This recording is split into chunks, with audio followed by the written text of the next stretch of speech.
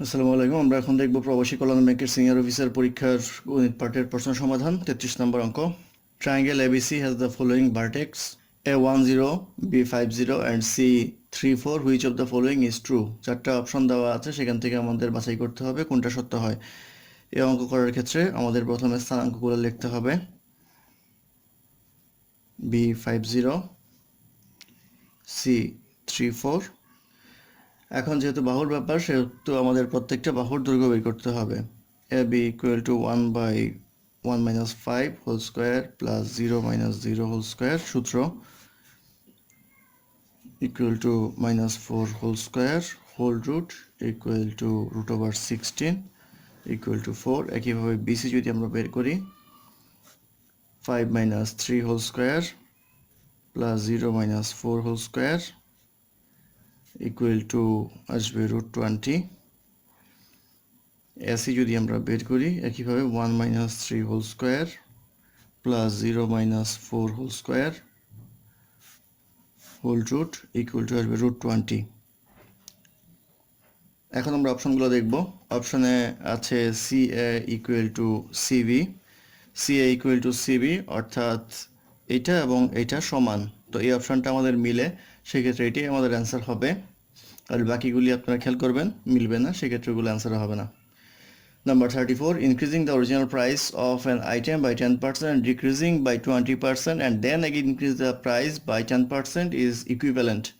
অর্থাৎ একটা জিনিসের দাম আমাদের 10% প্রথমে বাড়লো, তারপরে 20% কমলো, তারপরে আবার 10% বাড়লো। সেক্ষেত্রে এক্ষেত্রে আমরা যেটা করব, 10% -20 প্লাস 10 ইন্টু -20 বাই 100, অর্থাৎ 10% বাড়লো 10% কমলো। সূত্রটা এরকম, x plus y plus x y by 100।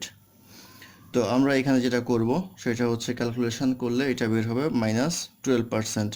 -12% যদি বের হয়, তাহলে আমাদের দুইটার অপশন গেল। তৃতীয় যেটা বললো সেটা বললো প্রাইসটা আমাদের 10% বাড়বে, অর্থাৎ একই সূত্র হিসেবে আমরা আবার 10% প্লাস করব। তাহলে -12 প্লাস 10 প্লাস -12 ইন্টু 10 ভাগ 100 ইকুয়াল টু -2 -1.2 ইকুয়াল টু -3.2, অর্থাৎ 3.2% হবে আমাদের অ্যান্সার। 3.2% কমবে। চলে আসি নাম্বার 35। এটা একটু সরল অঙ্ক। 35-এ যেটা আসলো, 2√27 minus √75 plus √12 equal to 2 √9 into 3 minus √25 into 3 plus √4 into 3। এটি যদি আমরা করি তাহলে আসবে হইল 6√3 minus 5√3 plus 2√3। এটা ক্যালকুলেশন করলে পাবো আমরা 3√3। এটা হবে আমাদের অ্যান্সার। তারপর আসি number 36। A two-digit number has 3 in its unit digit. The sum of its digit is 1/7 of the number itself. Then what is the number? তো এই ক্ষেত্রে আমাদের অপশন দেওয়া আছে 73, 53, 63, 83। অপশন থেকে অঙ্কটা করলে তাড়াতাড়ি হবে।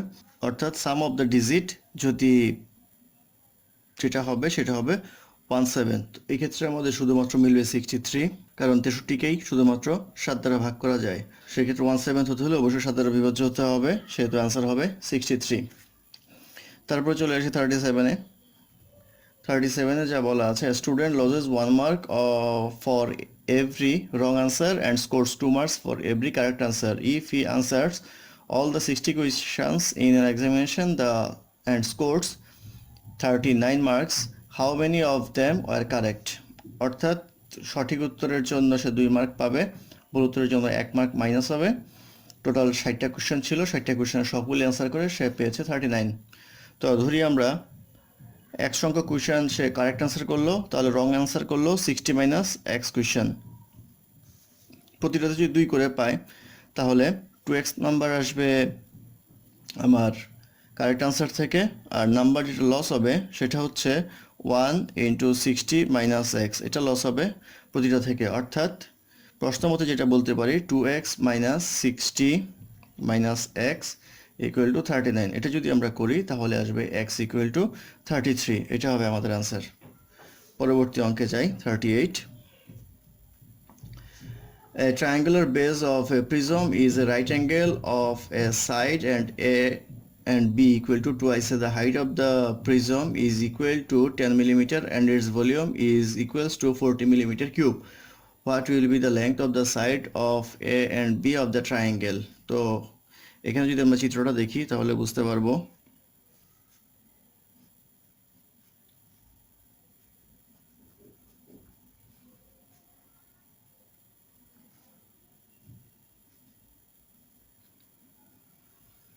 এরকম যদি হয় তাহলে এটা হবে বি, এই বাহুটা হবে এ, আর এটা হবে হচ্ছে এইচ। তো আমাদের প্রশ্নে বলা আছে B equal to twice A. তো আমরা যেটা জানি এটার ক্ষেত্রফল যেটা হবে volume equal to half into A B H. এখানে যদি আমরা বি এর মান বসাই তাহলে হাফ ইন্টু এ, বি এর জায়গায় 2a আর এইচ।